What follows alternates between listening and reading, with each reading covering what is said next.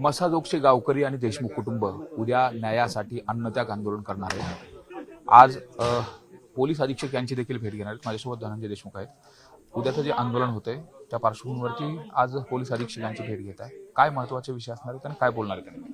आम्ही जे अन्नत्याग आंदोलन करतोय गावकरी आणि मी, त्यावर SP साहेबांनी काल निरोप दिला होता परवा दिवशी की तुमची भेट घेणं आवश्यक आहे आणि हे जे आंदोलन आहे त्या आंदोलनावर आम्हाला चर्चा करायची तुमच्यासोबत.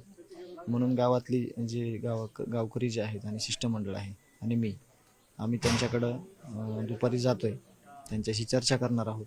मग ती चर्चा काय असेल तिथे गेल्यानंतरच आपल्याला कळेल की काही याच्यातल्या ज्या मागण्या आहेत त्या कशा पद्धतीनं त्या पूर्ण करणार आहेत किंवा त्यावर तिथे गेल्यानंतरच सविस्तर आपल्याला माहिती भेटेल. आता तुम्ही ज्या प्रामुख्याने मागण्या केल्या होत्या बी टीम पासून आरोपी अटकेपर्यंत, फास्ट ट्रॅक कोर्ट असेल, उज्ज्वल निकम असेल, या मागण्या सविस्तर कशा पद्धतीने आहेत आणि त्या अनुषंगाने काही राज्य सरकारकडून तुम्हाला तशा या मागण्या मान्य होत आहेत असं काही आतापर्यंत आलंय का किंवा पोलीस प्रशासनाने तसं काय सांगितलं? नाही, तसं काय सांगितलं नाही. फक्त हा SP साहेबांचा निरोप आहे की भेटायचंय म्हणून.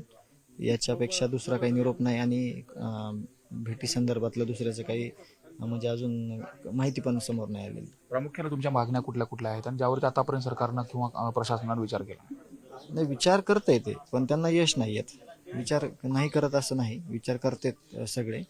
जे फरार आरोपी आहे त्यांना शोधण्याचा प्रयत्न चालू आहे, पण त्याचं काही जे उकल आहे त्याची, जो सुरुवातीच्या काळामध्ये ज्या पोलीस अधिकाऱ्यांच्या संपर्कात तो होता, त्यांना जर थोडं सुरुवातीच्या काळामध्ये जिम्मेदारी दिली असती आणि त्यांना जर शोध मोहिमेत घेतलं असतं चांगल्या पद्धतीनं, कारण शोध मोहिमेत घेतलेले लोक हे आरोपींना आदर्श मानणारे आहेत. त्याच्यामुळं याच्यावर शंका आहे की त्यांनी काय आरोपी पकडून दिले का पळवले, यावर खूप मोठी शंका येते आणि येणं साहजिक आहे.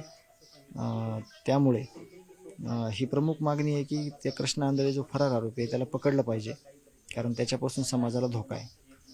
मात्र आपण जर बघितलं काल बालाजी तांदळे याचं एक पत्र आणि त्याला बाईट देखील व्हायरल झाला होता, ज्या बालाजी तांदळेच्या संदर्भात तुम्ही देखील आरोप केलेले होते. नेमकं काय म्हणणं आहे तुमचं आणि एकंदरीत त्याचं म्हणणं आहे की आम्ही तपासाला सहकार्य केलं? नाही, त्याचं अधिकृतरित्या गाडीचं पत्र आहे, गाडी यांना घेतलेलं, पण त्याचा कुठं त्याच्यावर पत्रावर उल्लेख नाही. उल्लेख नसल्यामुळे तुम्हाला अधिकृतरित्या त्यांना घेता येत नाही आणि घेतलं तर कशा पद्धतीने घेतलं त्याचं पण आम्ही आज विचारणा करतोय SP साहेबांना. आणि तो आज आरोपीला आदर्श मानतोय, तर आरोपीला आदर्श मानत असताना त्यांनी आरोपी संदर्भात काय माहिती बरोबर दिली असेल, ही पण एक मोठी समोर आलेली म्हणजे समस्या आहे की त्यांनी कशा पद्धतीनं ज्या शोध मोहिमेत म्हणतोय तो 10,300 किलोमीटरचा माझा प्रवास झाला, या संदर्भात आम्ही SP साहेबांना सगळं सविस्तर विचारणार आहोत. मात्र एक जर बघितलं तर 9 तारखे ज्या दिवशी हत्येचा प्रकार घडला त्या दिवशी सुद्धा स्वतः बालाजी तांदळे सांगितले की माझी गाडी पोलिसांनी वापरली होती आणि आम्ही वाशीकडे सुद्धा गेलेलो होतो. नाही, तेच आम्हाला विचारायचं आहे की या आरोपीला जो आदर्श मानतो त्या माणसासोबत यांचं काय नेमकं कनेक्शन आहे किंवा त्याला का तपासात घेतलं होतं किंवा त्याच्या व्यतिरिक्त दुसरा माणूस नव्हता का किंवा त्याच्या व्यतिरिक्त दुसरी गाडी डिपार्टमेंटला भेटली नाही का, यावर आम्ही SP साहेबांशी चर्चा करणार आहोत. मात्र या संदर्भात तुम्ही पोलिसांना अगोदर काय विचारलं होतं तर त्या गोष्टी काय सांगितल्या गेल्या होत्या आणि ही गोष्ट आत्ता समोर आली, या अगोदर तुम्हाला माहित होतं का की अशा पद्धतीनं बालाजी तांदळे याची गाडी वापरली होती?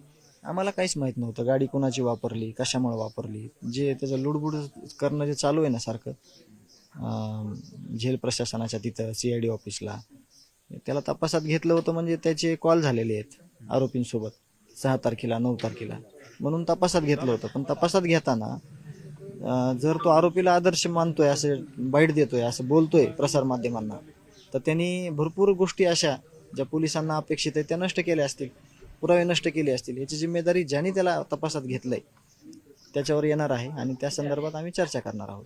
मात्र आपण जर बघितलं 77 दिवस होत आहेत, आज 77 दिवस उलटून गेले, मात्र कृष्णा आंधळे काही सापडत नाही आणि तपासी यंत्रणा ज्या पद्धतीने काम करतात कुठेतरी आता गती मंदावली असं वाटतंय का? आणि आता या प्रकरणात चार्जशीट, जसं की चार्जशीट देखील फाईल केली जाईल असं देखील बोललं जातं.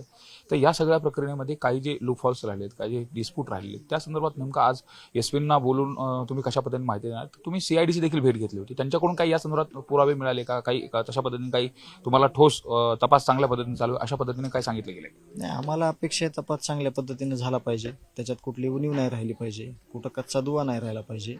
हे जरी असलं तरी पोलिसांसमोरच एक आव्हान असं होतं की पोलिसांचे हे जे आरोपी आहेत हे चांगले मित्र होते, याचे पुरावे आमच्याकडे आहेत, पोलिसांना पण आम्ही दिलेत, CID ऑफिसला पण दिलेत. एवढ्या गंभीर स्वरूपात जे गुन्हेगारी करतात ते लोक जर पोलीस स्टेशनच्या ऑफिसमध्ये येतात एका कर्तव्यावर असणाऱ्या पोलिसांसोबत 2-2 तास 1-1 तास चर्चा करतात. तर हा वेळ समाजकारणासाठी घालवायचा असताना, कर्तव्यावर घालवायचा असताना ह्या लोकांनी ह्या आरोपीसोबत का घालवला? त्याचे सीसीटीव्ही फुटेज आहेत आमच्याकडं, की तुम्ही किती वेळ बोललात, हॉटेलमध्ये किती वेळ बसलात, पुढं काय केलं, तुम्ही कुठं, तुम्ही तुमची ड्युटी नाही त्यावेळेस तुम्हाला स्वातंत्र्य आहे, तुम्ही काय करू शकतात आम्हाला त्याचं घेणं देणं नाही. परंतु ड्युटीवर असताना त्या लोकांना तुम्ही काय हितकूच केलं, तुम्ही त्यांना कशा प्रकारे प्रवृत्त केलं, हे खूप मोठं म्हणजे समाजापुढं एवढ्या प्रकरणापुरताच विषय नाही हा, की समाजानं काय आदर्श घ्यायचा.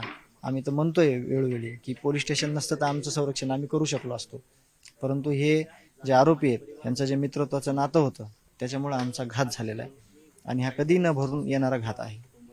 मात्र आपण जर बघितलं तर या पोलीस अधिकाऱ्यावरती कारवाईची तुम्ही मागणी केली होती, तशा अनुषंगाने काय झालेलं दिसतंय का? प्रशांत महाजन असतील, त्याचबरोबर राजेश पाटील असतील, आता त्यांच्यावरती निलंबनाची कारवाई केली, पण पुढची कुठली कारवाई केली नाही. नेमकी तुमची मागणी काय? आम्ही त्या संदर्भात पण SP साहेबांसोबत आज चर्चा करू.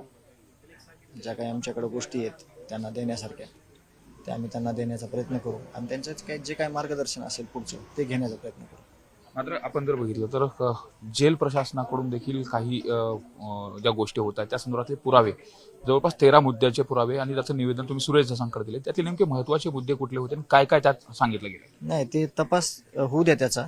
आता जर आपण बोललो तर मग त्याला काहीतरी बगल भेटेल, त्याला काहीतरी त्यांना जे काही पुरावे आहेत आपल्याकडं त्या पुराव्यावर काहीतरी चुकीचं होऊ शकतंय, म्हणून ते जे दिलंय, जे मुद्दे आहेत किंवा जे घडलेल्या घटना आहेत त्या अगोदर त्यांना प्रोसिजर करून देऊ द्या, त्याच्यानंतर समोर येणारच आहे ते आणि आपण बघू. आता संशय असा आहे का की अटक होण्यापासून हॉस्पिटलमध्ये ट्रीटमेंट असेल, या सगळ्या ठिकाणी जे आरोपी आहेत त्या आरोपीला जाणीवपूर्वक काहीतरी VIP ट्रीटमेंट दिली तर असा संशय आहे? उघड आहे, सगळ्या गोष्टी उघड आहेत.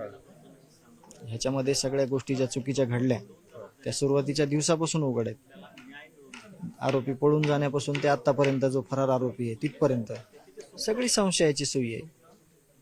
आणि पहिल्या 4-5 दिवसातला जो तपास आहे त्याच्यामध्ये तर 100% ते तर आमच्याकडे कागदोपत्री पण पुरावे आहेत की तुम्ही यांच्याशी कसे संलग्न होतात, यांच्याशी कसे तुमचे धागेदोरे होते, हे तर सर्वश्रुत आहे. मात्र आपण जर बघितलं तर सगळ्यात महत्त्वाचं म्हणजे आता 70 दिवसानंतर पुन्हा तुम्हाला आंदोलनाचं हत्यार उपसावं लागतंय. या अगोदर तुम्ही पाण्याच्या टाकीवरती चढून आंदोलन केलं होतं, त्यानंतर काही आरोपींना अटक केली गेली.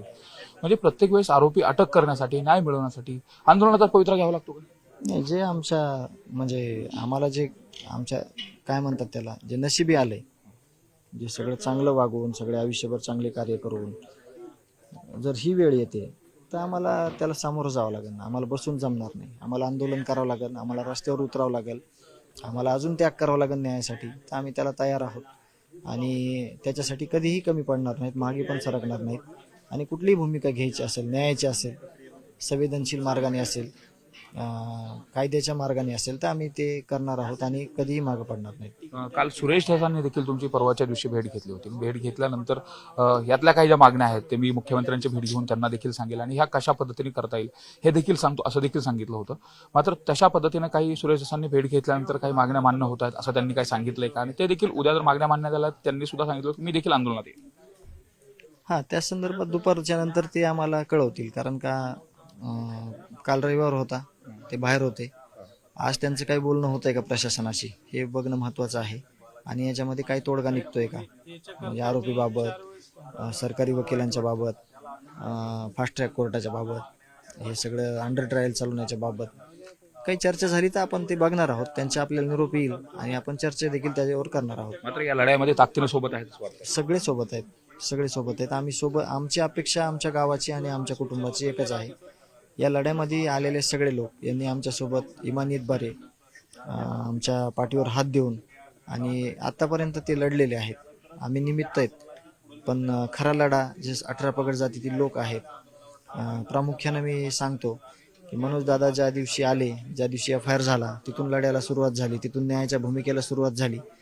दादांची सुरुवात आणि त्याच्यानंतर जे सगळे लोकप्रतिनिधी आहेत, सामाजिक कार्यकर्ते आहेत, सर्व जाती धर्मातील लोक आहेत, हे कधी मागं हटणार नाहीत. त्यांनी प्रत्यक्ष ज्या वेदना आहेत देशमुख कुटुंबियाच्या ते स्वतः अनुभवलेले आहेत, त्याच्यामुळे ते मागं कुठेही हटणार नाहीत आणि न्यायाच्या भूमिकेत शेवटपर्यंत राहतील. उद्या मनोज दादा या अन्नत्याग आंदोलनामध्ये सहभागी होणार आहेत का? तशा पद्धतीने काही बोलणं झालंय का? ते कधी येतील? नाही, उद्या येतील ते किंवा परवा येतील, पण त्यांना आम्ही आंदोलनामध्ये प्रत्यक्ष सहभागी होऊ देणार नाही. त्याचं कारण असं आहे की त्यांचं शरीर थकलेलं आहे, शरीर त्यांचं कमकुवत झालेलं आहे, त्यांनी खूप आंदोलनं केलेली आहेत. मराठा आरक्षण मागणीसाठीच्या ज्या आंदोलन आहेत त्याच्यामध्ये प्रामुख्यानं त्यांना शरीराची खूप झीज झालेली आहे, म्हणून त्यांना आम्ही सहभागी करून घेणार आहोत या लढ्यामध्ये. तर पहिल्या दिवसापासून आहेत, शेवटपर्यंत राहतील ते, परंतु त्यांच्या शारीरिक किंवा प्रकृतीचा विचार करून त्यांना आम्ही याच्यामध्ये उपस्थिती त्यांची असेल, परंतु प्रत्यक्ष त्यांना आंदोलनामध्ये आम्ही सहभागी न होण्याची परवा देखील विनंती केली आहे आणि उद्या देखील करू. मात्र हे आंदोलन अन्नत्याग आंदोलन किती दिवस चालणार आणि जरी समजा सरकारने तोपर्यंत काही मागण्या तुमच्या मान्य नाही केल्या तर पुढचं तुमचा इशारा कसा असेल, कशा पद्धतीचं पुढचं भूमिका असेल आंदोलनाची? नाही, बेमुदत असेल. मी माझं गावकऱ्यांचा विचार आता घेतला नाही की किती दिवसाचा असेल, पण मी माझं वैयक्तिक विचार तुम्हाला व्यक्त होऊ शकतो. मी बेमुदत करेल, मी थांबणार नाही. अन्नत्याग आहे तर मी पाणीत्याग सुद्धा म्हणजे करण्याची माझी भूमिका आहे, कारण मला न्याय पाहिजे. न्यायाच्या भूमिकेत मी कुठल्याही स्तराला जायची माझी तयारी आहे आणि मी जाणार आहे. सरकारला काय आव्हान? सरकारला हेच आव्हान आहे की हे सगळं जे अराजकता माजलेली होती त्यावेळेस जर काही त्याच्यावर उपाययोजना केल्या असत्या, कुणीतरी त्यावेळेस ह्या समित्या एखादी स्थापन झालेली असती तर हे घटना घडल्या नसत्या. आणि घटना घडून देखील जर समर्थक जे आरोपी आहेत त्याचं समर्थन कुठंतरी केलं जात आहे, त्याच्यावर पण अजून काही उपाययोजना राबवलेली नाही. यामुळे हेच त्यांच्याकडे आव्हान असेल की हे कसं रोखता येईल सगळं. आपण पाहतोय धनंजय देशमुख हे आणि मसाजोगचे गावकरी हे उद्या अन्नत्याग आंदोलन करणार आहेत. विशेष म्हणजे हे अन्नत्याग आंदोलन हे बेमुदत असेल अशा पद्धतीत देखील धनंजय देशमुख यांनी सांगितलंय. त्यामुळे नेमक्या मसाजोगच्या गावकऱ्यांच्या मागण्या, देशमुख कुटुंबांच्या मागण्या या कशा पद्धतीने सरकार पूर्ण करतं हे पाहणं महत्त्वाचं असेल. कॅमेरा पर्सन सुधीर जाधवसह सुरेश जाधव, न्यूज 18 लोकमत, बीड.